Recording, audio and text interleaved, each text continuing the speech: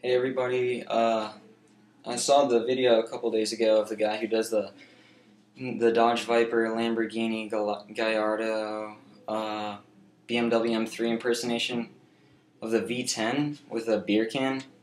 It was really cool, and I wanted to try it out for myself. And I watched his tutorial, and in it he suggested a big can would be a lot better than a smaller can. So I went out today and got a big Monster Energy can, and it works really well.